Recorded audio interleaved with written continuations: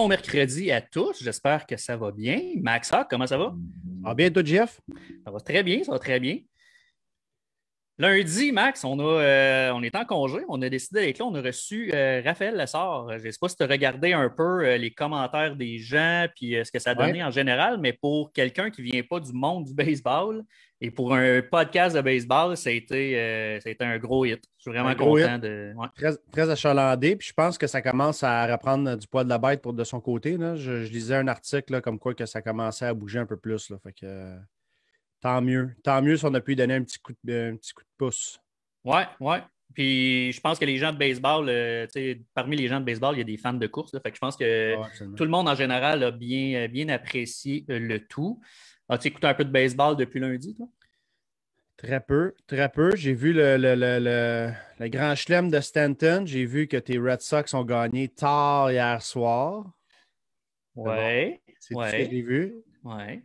Je t'avoue que je regarde le reste. Je suis plus les Jays. On dirait que j'étais un gars qui aime ça quand les Red Sox gagnent. Une guidoune. Non, non, pas une guidoune, là, mais mettons que c'est ça. Bref, j'aime beaucoup les Red Sox quand même, mais c'est Tu des regardes meilleures les années que Jays d'autres. contre le Texas. Ouais, exact. Mais j'aime bien Vlad, j'aime bien suivre les jeunes, c'est cool pour vrai. Fait que, ouais, ça va être une belle année, je pense, pour les fans des Jays. Pour les fans des Yankees aussi, même si d'après moi, l'année va être décevante pour eux, là, parce qu'on s'habitue à ça avec les années. Là. Sais-tu quoi, Jeff? Je pense qu'on a un invité de choix aujourd'hui. Là. On va tout de suite aller le voir parce que ça va être pas mal plus intéressant que de parler des Yankees. C'est un ami, c'est un ancien collègue de travail avec qui j'ai travaillé au Sport-Études à Domortagne.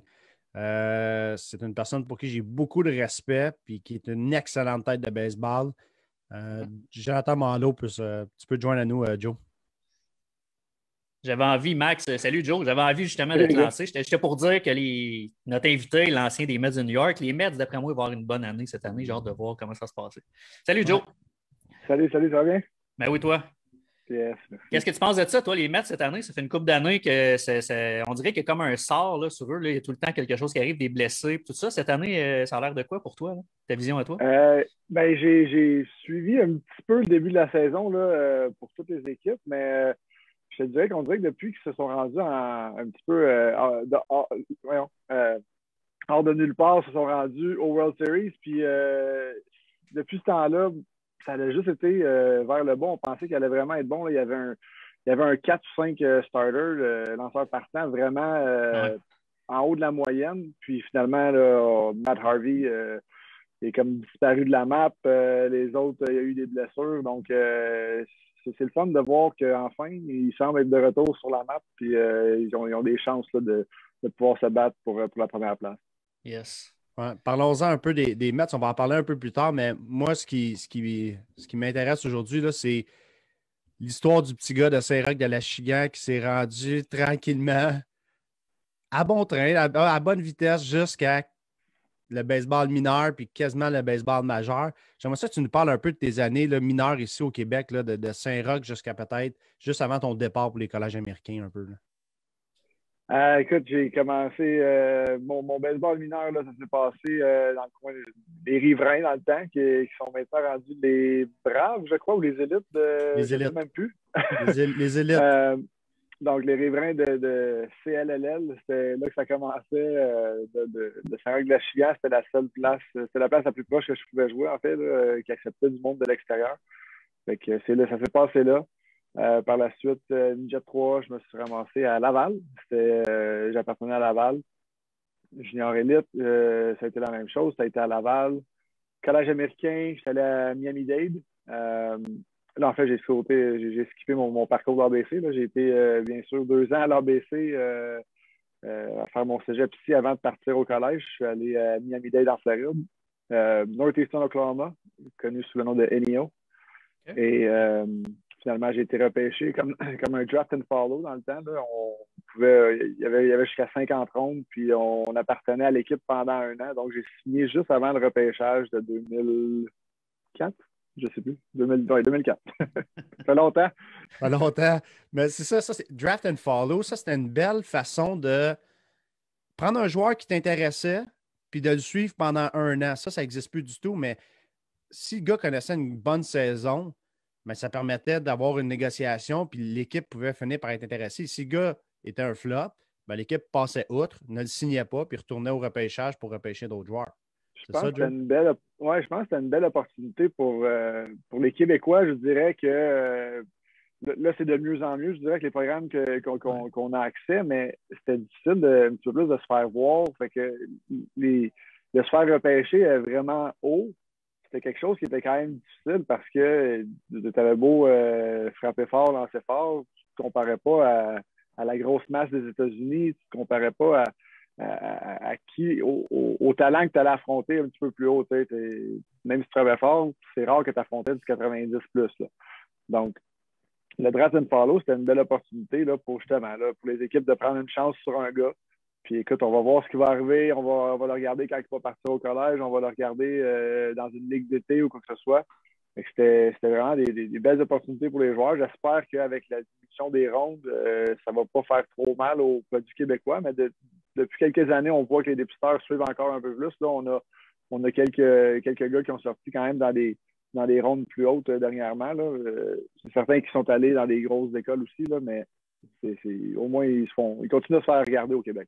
Oui, puis ils en ont parlé de peut-être revenir au draft and follow. OK. Peut-être. Là, ouais, ils ont vu de 40 à 5 rondes, à 20 rondes. Là, ils disaient est-ce qu'on rajoute un 5 rondes de draft and follow? Ça pourrait être. Moi, je trouve que c'est une super belle alternative. Ça c'est coûte ça, pas j'allais cher. demander. Est-ce que ça. J'ai entendu parler de ça aussi, mais est-ce que savez-vous si c'est officiel? Ils ont-tu. Non, Il y a 20 rien rondes. de. 20 rondes du 11 au 13 juillet. Il n'y a pas de draft and follow de ce que j'ai lu dernièrement. OK. OK. Joe, il y a Jean Allard qui est sur Facebook, parce qu'on vient de parler un peu de jusqu'à ton repêchage, ton parcours, puis il nous demande, il aimerait t'entendre sur tes années avec les Associés de Laval dans le junior, puis l'année 2002. Mais il ne donne pas d'explication, fait qu'il y a-t-il quelque chose de spécial en 2002 puis avec les Associés? Là, attends un petit peu. Il faut juste que je me remette à 2002. Ça, c'était ma deuxième année. Oui, ma deuxième année dans le junior. J'avais eu une très bonne année. Là. Je pense que j'avais. Oui, en fait, j'avais battu le record de couchure de la Ligue. C'est OK. peut-être à ça qui fait référence. Là. J'avais frappé un circuit, je m'en souviens, à Trois-Rivières pour battre le record de couchure. Ça a été une année assez positive offensivement et défensivement pour moi. Là, mais je dirais que c'est un beau souvenir cette année-là. Là, mes 3 années à Laval, j'ai vraiment bien aimé. Là, j'ai rien à dire. J'ai été bien traité, j'ai eu du fun. J'ai eu une année écourtée avec une blessure qui a failli mettre fin à ma carrière avant que tout ça commence. Là.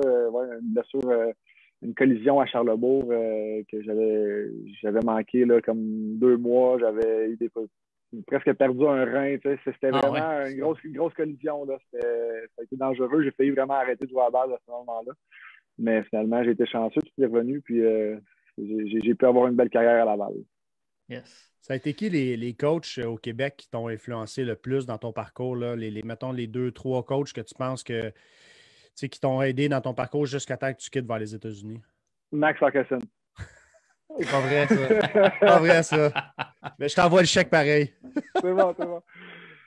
Écoute, c'est sûr que la première personne à qui que je pense, j'ai pas le choix de dire, c'est Skip. C'est Richard Raymond là, qui était à la tête des ailes du Québec, de l'ABC.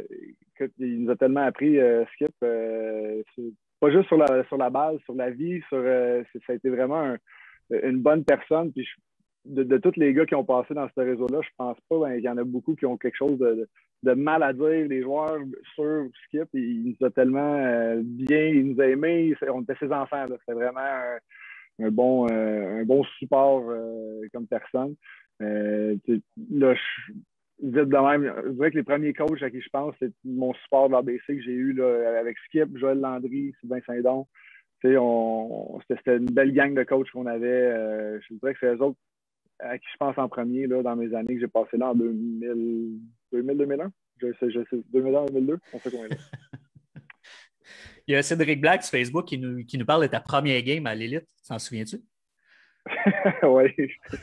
C'était à Saint-Eustache. Puis j'ai frappé 3 circuits dans mon premier match dans le junior élite. Je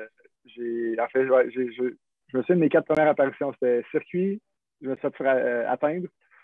Un autre circuit, je suis en centre droit. Puis j'ai fini avec un grand chelem pour égaliser la game en septième manche. C'est une journée que ça n'avait pas de sens. D'après moi, j'aurais frappé les yeux fermés puis j'aurais trouvé le moyen. Là. Il y a de la chance un peu là-dedans, mais c'est pas le fun. Un talent naturel. Fait que là, on réalise rapidement que tu es ben trop fort pour le Québec. On s'en va à Miami-Dade, on joue à NEO. Comment ça s'est passé tes années au collège? Je dirais que Miami-Dade, ça a été un gros choc culturel. Oui. J'étais arrivé là-bas, j'étais avec Jonathan Forêt, qui a joué dans l'organisation des Phillies aussi. Joe puis moi, on est arrivés là, on était deux Québécois qui arrivaient du Québec, hein, puis qui parlaient français, Espagnol. un petit peu anglais. L'espagnol était loin d'être compris. Puis, écoute, on était 4 dans l'équipe qui ne parlaient pas espagnol. Fait que pratiquement tout se passait en espagnol entre les joueurs sur le terrain. Il y en a beaucoup qui parlaient les deux, là, mais je dirais que ça a été un choc culturel. Ça a bien été quand même. Là, on a vraiment aimé notre expérience là-bas. Ça a pas, sauf que l'année d'après, on a quand même décidé les deux qu'on voulait aller ailleurs. C'était un choix personnel. On voulait pas... on a dit que ça a bien été, mais ça a quand même été difficile au début de l'année. Là. On ne voulait pas repasser par-dessus tout ça. Là. Il y avait quelques problèmes au début avec l'équipe. On ne voulait pas repasser à travers de tout ça. Donc, on a décidé d'aller ailleurs. Moi, j'étais censé transférer, en fait, à Indian River, qui est dans la même conférence que Miami-Dade. Joe est allé à Chipola. Mais là, finalement, juste quand je suis venu sur le point de signer, là, mon coach de Miami-Dade n'a pas voulu me laisser aller à Indian River parce que c'était la même conférence et il ne voulait pas que je le batte pendant la saison, si on peut dire. Donc, finalement, j'ai manqué une session, puis je me suis ramassé à NEO parce qu'il y avait plusieurs Québécois. Il y avait 4 ou 5 autres Québécois à ce moment-là. Donc, c'est de là mon arrivée à NEO. Très cool. Écoute, il y a un paquet de questions. Moi, Max, dans le fond, excuse-moi, je n'ai même pas fini pour ton NEO. NEO, ça a été l'année que justement on parle du Jeff and Follow tantôt. Là. Ouais. NEO m'a permis justement de pouvoir montrer ce que je pouvais faire. Puis j'ai eu une saison incroyable à NEO. Puis le Draft and Follow m'a permis de signer juste avant le repêchage. C'est très cool. Il y a plein de questions, puis je sais que moi, Max, on a des choses qu'on veut te parler, mais je veux quand même profiter des questions des gens. Là. Il y a Yann Godette qui demande, tu as vu le parcours au Québec, tu as vu ton parcours aux États-Unis. Qu'est-ce qui manque au Québec, à part la température peut-être, pour rivaliser avec les États-Unis? Est-ce que c'est possible au niveau baseball rivaliser avec les Américains? Au niveau des collèges? Certains collèges, oui. Oui, il y a certains collèges que même qu'on va avoir un meilleur programme. Puis on le voit là, depuis quelques années, l'ABC va jouer contre des collèges. Puis ils n'ont pas l'air de personnes qui ne savent pas jouer à la balle. Ouais. Loin de là. Ils battent puis ils gagnent. Puis, sauf que c'est certain qu'on a. Il n'y a pas la même profondeur. C'est ça qui est le gros de la bataille. Là. C'est aux États-Unis, des lanceurs qui lancent 90 000 $, il y en a à tous les coins de rue. Là. C'est pas mal ça. Fait qu'en tant que frappeur, tu n'affrontes pas ce calibre-là tous les jours. Oui, la température fait une grosse différence, mais le fait de ne pas pouvoir affronter ce calibre-là tous les jours fait que malheureusement, on vient peut-être qu'à s'améliorer un petit peu moins vite parce que, je prends l'exemple, même dans les ligues mineures, là, il y a beaucoup de gars. Les top prospects des équipes, qu'est-ce qu'ils font pendant l'hiver? Ils vont dans des ligues d'hiver au Venezuela, en République, parce que les équipes veulent que ces gars-là aient plus d'apparitions au bâton. Avec plus d'apparitions au bâton, quand on a un calibre, ça améliore plus. C'est un petit peu ça, je pense, qui est la partie difficile à rivaliser avec les gros programmes de baseball américains. C'est ça mon idée à moi. Effectivement. Ou au Nicaragua. Tu es allé jouer au Nicaragua, hein? Oui, je suis allé jouer au Nicaragua. C'est pas la Ligue d'hiver de la République ou du Venezuela, là, mais c'est quand même un très bon baseball. Mais non, c'est sûr que même eux autres, on ne peut pas comparer ça avec les autres ligues. Non, pardon, tu as parlé de tes années dans le mineur un peu. Tu as appartenu aux Mets de New York toute ta carrière. Oui. Tu as fait tous les échelons. Parle-nous donc ton parcours dans les ligues mineures. Comment tu as trouvé ça de passer de NEO, collège, JUCO à OK, je suis rendu un professionnel maintenant. La transition, comment elle s'est faite? Ton parcours jusqu'à la chambre d'hôtel qui te manquait juste un coup de téléphone? Écoute, chaque étape est vraiment un step, là, si on peut dire. Euh, c'est quand même dur à décrire, mais c'est vraiment la constance entre chaque niveau qui change. Là. Oui, le stuff, surtout dans les ligues mineures. Les ligues mineures, tu vas avoir des gars qui vont être dans les niveaux les plus bas, puis ils vont avoir le stuff des ligues majeures. Ouais. C'est juste leur constance qui ne sera pas là. Parce que encore une fois, tu n'as pas eu les répétitions que d'autres mondes ont eues. Je pense que c'est vraiment ça le gros de la bataille, c'est de répéter, répéter. C'est un sport de répétition. Là. Si tu ne frappes pas pendant une semaine, ben, tu vas voir que tu vas perdre un petit peu tes repères, ça va te prendre un petit peu de temps de revenir. De là aussi vient le gars qui ne joue pas tous les jours, là, qui peut être un problème. Ouais. Effectivement. Max, il venait de parler, là, tu t'es rendu, tu as fait le A, le 2A, le 3. Je pense que tu es le seul Québécois qui s'est rendu jusqu'au niveau 3A. Peut-être pas le seul, là, mais il y a Philippe Davy qui s'est rendu là avec les Dodgers, je crois, mais tu es un des rares là, avec lui niveau 3A dans les mineurs. Là. Est-ce que Ouais. tu as failli te rendre, il te manquait, comme Max a dit, il te manquait juste un appel là, pour te rendre à la Ouais, place d'Osir et je pense, hein? c'était osé. Je l'ai eu, cet appel-là, mais c'est juste pas concrétisé au complet. Là. Il y en a plusieurs qui le savent, là, j'ai déjà compté. Je vais en parler. J'ai reçu l'appel quand j'étais au 3A, justement en 2009. Puis, j'avais vraiment pas eu un bon début de saison.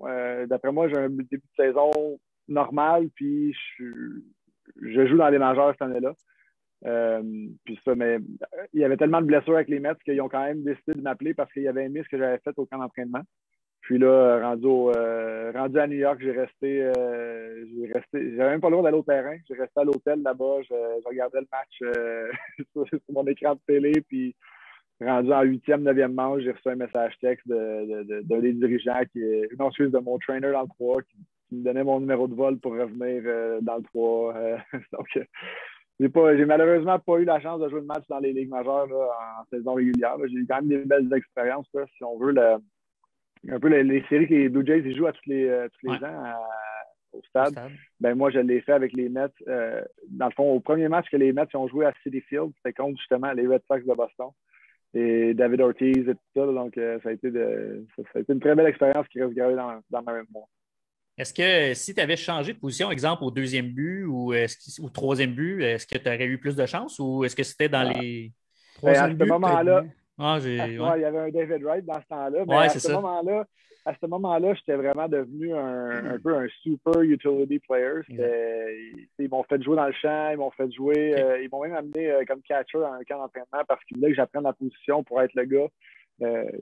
Si on veut, le troisième goaler, là, s'ils sont dans le trouble. Fait que j'ai appris vraiment à jouer toutes les positions, puis c'était pas une question de position. Là. Mon bâton il était correct, sans plus, mais ça va aussi avec l'utilisation. Si tu ne joues pas tous les jours, c'est difficile. On l'a vu, on le voit un petit peu, là, même avec Toro, qui est un excellent frappeur. Le fait qu'il soit utilisé un petit peu moins ou moins constamment, ça doit jouer un petit peu là, dans peut-être la difficulté qu'il y a eu là, l'année passée. Ouais, c'est ça. Faut que tu sois comme une switch. T'es on, t'es off. Puis quand tu t'embarques, il faut que tu sois bon. Si ça ne marche pas, et tu retournes sur le banc. Fait que c'est tellement difficile parce qu'on le voit, que je reviens à Toro encore, mais tu sais, quand tu viens frappeur d'urgence en 8e manche contre le gars qui lance 100, puis tu n'as pas joué de la game, tu as beau être resté actif, mais c'est pas évident là, d'avoir un at-bat par game et d'essayer de performer. Il y en a qui font ça, mais Matt Stairs faisait ça. C'était un des meilleurs à faire ça. Je suis impressionné par le monde qui peut faire ça. C'est une switch, mais tu as beau avoir la switch à on, ça ne veut pas dire que tu vas réussir. Exact. Une autre question sur Facebook, puis honnêtement, je n'ai pas la réponse à ça. Je te la pose bien juste comme ça, mais est-ce que tu as eu la chance d'être coaché par Gary Carter dans les mineurs? Oui, Gary, ça a été mon manager en 2006 à Sainte-Lucie. Puis, en fait, on a gagné un championnat. On a gagné le championnat de la Ligue de la Floride cette année-là. Ça a été toute une année. Puis, tantôt, en fait, Max va parler d'entraîneurs qui m'ont marqué. Là. Je regardais plus dans le côté avant d'arriver pro, là, mais Gary Carter, c'est une personne que j'ai adorée. C'était quelqu'un qui te donnait ta chance. C'est quand même politique là, dans les ligues mineures. C'est les dirigeants qui décident, bon, ben, lui, il joue à tous les jours, lui, il joue à tous les jours. Mais Gary Carter, c'est sûr qu'il avait un statut différent de ben du monde. Puis lui, plus ça ne dérangeait pas. Lui, il était là pour gagner, puis s'il y avait un gars qu'il fallait qu'il joue tous les jours, mais que il ne livrait pas la marchandise, ben, guess what? Il donnait moi, j'étais le gars qui était sur le banc et qui avait hâte d'avoir ma chance. Il me l'a donné ma chance. L'année que j'ai été à Saint-Lucie avec lui, là, c'est ça que j'ai vraiment aimé. Je faisais mes petites choses, je m'entraînais. À tous les jours, le sourire, j'étais prêt à jouer, je pratiquais fort. Je faisais toutes mes choses. Puis lui, il a décidé de m'en aller. Il disait non, moi, je veux jouer dans le line-up. Puis ça m'a donné une belle chance. OK. Très cool ça. Merci beaucoup, Gary. Ouais, merci. Ça aurait pu être bien plus court que ça, ma carrière. C'était pas de Gary. Ouais, exact. Là, on a parlé de ta carrière au Québec, carrière collégiale. Maintenant, une des choses qui m'impressionne le plus de toi, ta carrière internationale. Tu as représenté le Canada combien de fois?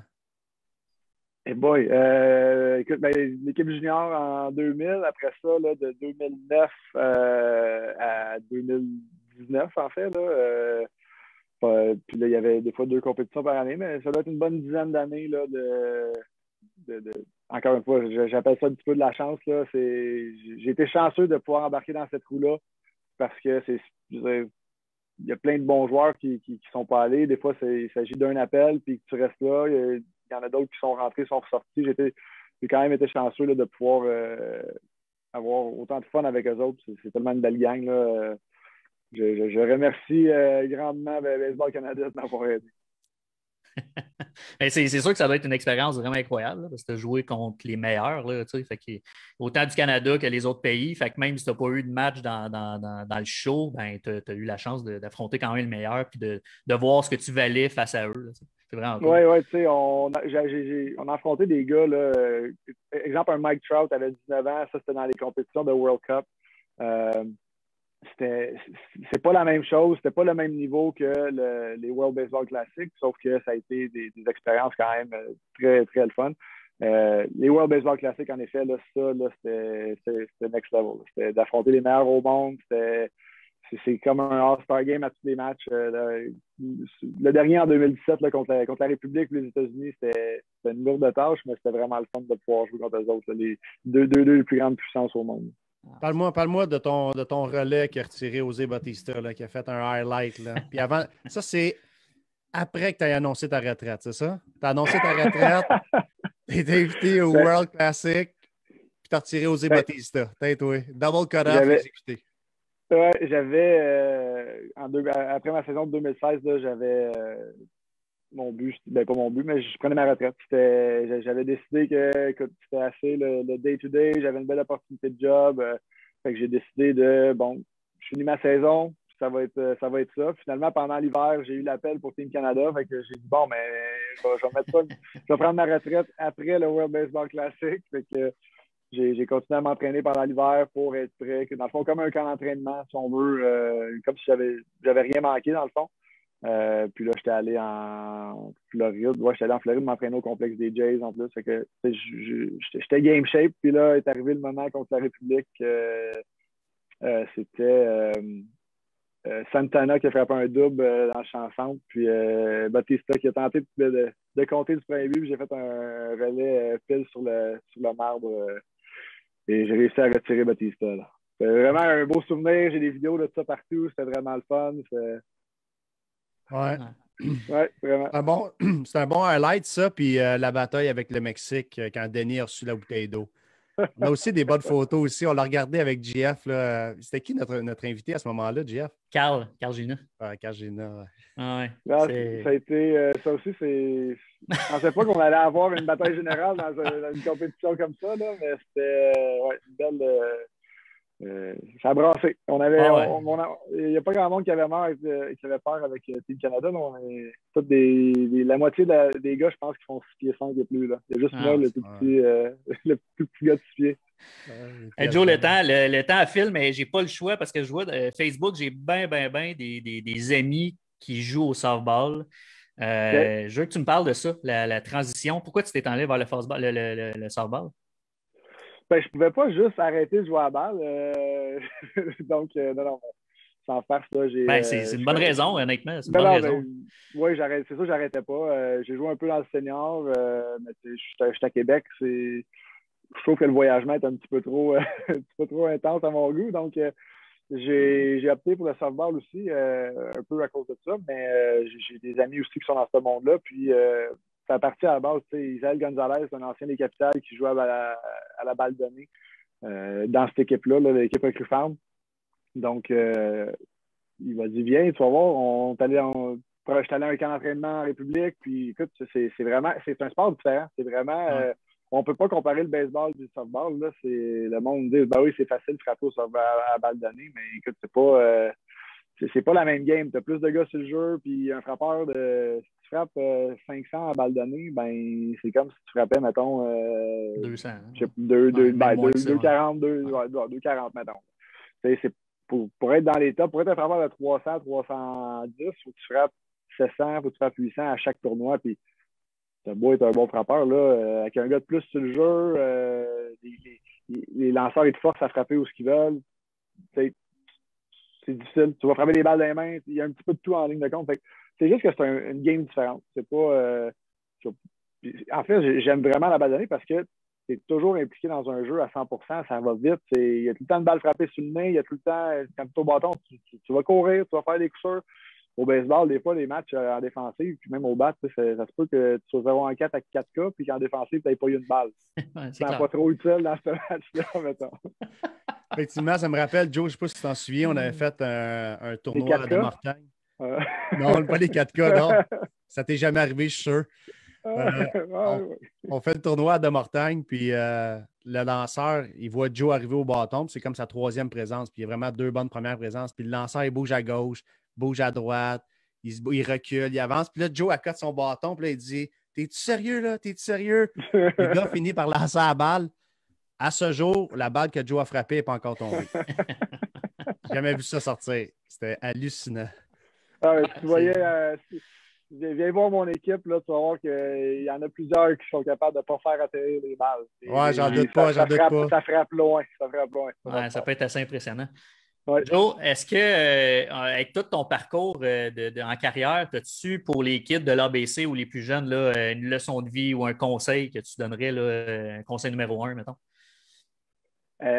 Écoute, ça sonne vraiment cliché, mais ça a été un peu ce qui m'est arrivé, c'est de jamais. Il y a tout le temps quelqu'un qui te regarde, qui va pouvoir changer ta carrière, qui va pouvoir changer ta vie. Puis c'est exactement ça qui m'est arrivé. En 2009, quand je suis allé j'ai été invité comme plusieurs gars des Ligues mineures, ça leur arrive, d'aller jouer un match de Ligue majeure.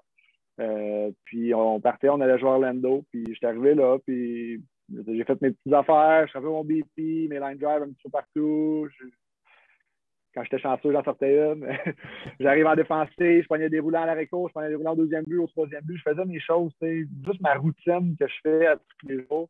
Puis, à ce temps-là, c'était Jerry Manuel qui était le manager des Mets. Okay. Puis, il était venu me parler. Il disait « Hey, j'ai vraiment aimé ce que tu as fait. Je te regardais beaucoup. Écoute, je vais demander aux dirigeants, là, je veux que tu viennes starter pour nous autres mardi prochain contre les Astros. » Puis moi, c'était vraiment out of nowhere. Moi, j'étais un backup dans le 2A un petit peu. Je ne jouais pas vraiment tous les jours. Puis là, tout d'un coup, le manager des Mets, des ligues majeures, tombe un peu en amour avec ce que je fais. Puis là, tout d'un coup, je savais que, OK, j'ai une chance. Là. J'ai une fenêtre qui vient d'ouvrir pour pouvoir profiter de ça. Puis à partir de ce moment-là, j'ai joué tout le reste j'ai resté dans les ligues majeures, tout le reste du camp d'entraînement. Parce qu'à la base, j'étais juste dans les ligues mineures. Puis là, ça m'a appelé. Je suis allé à Citi Field, comme j'ai parlé tantôt. Ça m'a valu d'être presque rappelé dans les ligues majeures cette année-là. Mais cette petite journée-là, si j'étais arrivé là en me traînant les pieds, puis j'essaie juste de frapper des circuits dans le BP, puis je vais juste aller pogner 2-3 roulants, puis je m'en vais. T'sais, si j'avais pas fait ma routine, puis de juste montrer que je travaillais, que je faisais mes trucs, possiblement que j'ai jamais les opportunités qui sont venues après ça. C'est une journée qui a fait beaucoup de choses, puis on n'oublie pas, on parlait de Team Canada. J'ai pas joué avec Team Canada une fois avant 2009, puis c'était à la fin de 2009 que j'ai commencé à jouer avec Team Canada. Fait que, tout ça a quand même un lien quelque part. Là. Ouais. Très bon conseil, Joe. Très bon conseil. Ouais. Écoute, avant qu'on termine ça, maintenant, tu travailles à Baseball 360. Tu es actionnaire, si je ne me trompe pas, à Baseball 360? Oui, je suis un des propriétaires. Là, à Québec, on a ouvert en 2015. Puis là, malgré tout, la pandémie, c'est sûr que c'est des moments plus difficiles, là, mais on est encore là, on est encore en vie, puis on s'en va de nulle part. Là. On grossit, puis on a ouvert un deuxième à Trois-Rivières. On est toujours à la recherche là, de regarder pour en ouvrir d'autres. Là. Le plus dur dans tout ça, c'est de trouver les bons partenaires, le bon monde à s'impliquer, mais on a une belle gang de balles. C'est ça je pense que c'est ça qui fait la force de notre compagnie. Là. C'est tous des gars qui ont joué pro ou l'ancien pro ou des gars qui sont très impliqués dans le baseball. On est bien content de la chimie qu'on a ici. Fantastique. Tant mieux. On vous souhaite bonne chance là, avec ce qui se passe. Là. On espère que ça va se replacer. Joe, un gros merci. On a pris un peu plus de ton temps, mais je pense qu'on n'aurait pas à en prendre 1 heure, 1 heure et demie encore facile. Max, il disait 4 heures. Là, je pense que exagère peut-être un peu, mais pas tant. En fait, on pourrait avoir du fun pendant 4 heures. Ah, j'ai déjà pris quelques bières avec Joe, puis tu peux jaser pendant 4 heures. Là. Il y a des choses à compter. C'est très intéressant. Oui, exact. Des anecdotes privilégiées, Max. Ouais. Ah, j'en doute pas. Fait que, un gros merci, puis on va peut-être se reparler à un moment donné d'autres sujets quand le baseball va recommencer. Notre saison 2 qui s'en vient en septembre et tout. Là. Fait que, écoute, gros merci. Gros merci, Joe, puis on se reparle bientôt. Merci, les gars. Merci à toi. Bonne fin de journée. Salut, Joe. Salut, vous autres. Bye. Très cool, ça, Max. Vraiment. Pour vrai, je le connaissais de nom, Joe, mais pas personnellement. Puis.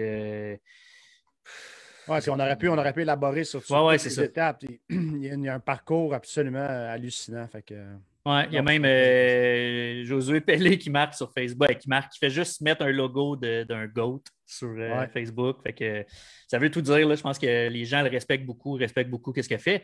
Il a en quelque sorte, je trouve, tracé un peu le chemin pour les joueurs de position. Il y a beaucoup de Québécois qui se sont démarqués peut-être sur la butte, Éric Gagné, puis de plus en plus, mais au niveau des joueurs de position, il n'y en a pas une tonne là, qui se sont démarqués.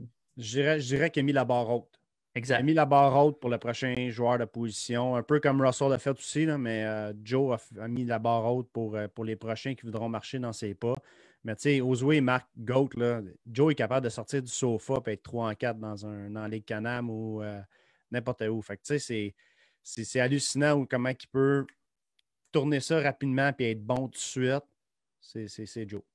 C'est fou que lui ait cette qualité-là, mais qu'au niveau des majeurs, au niveau du 3A, c'est une qualité, il parlait de Taureau tantôt, là, qu'il faut cette qualité-là de pouvoir répondre. Fait que ça me démontre à quel point le baseball majeur, c'est une solide coche au-dessus. Là, oui, quand tu atteins ça, c'était complètement un autre niveau. Là. Exact. Max, vendredi, un autre invité quand même très cool. On va parler avec Perry G de l'Expo Fest, de son encan qui se termine le lendemain, le 10. Yes. Donc, on reçoit lui à 8h30 vendredi pour closer la semaine. Donc, encore une fois, beaucoup de commentaires, beaucoup de questions là, pour Joe, du monde en masse en ligne. Fait que, pour vrai, merci à ceux qui sont en ligne pour la demi-heure. Puis on se revoit vendredi avec Perry G. Merci tout le monde. Merci Max. Bonne journée. Salut.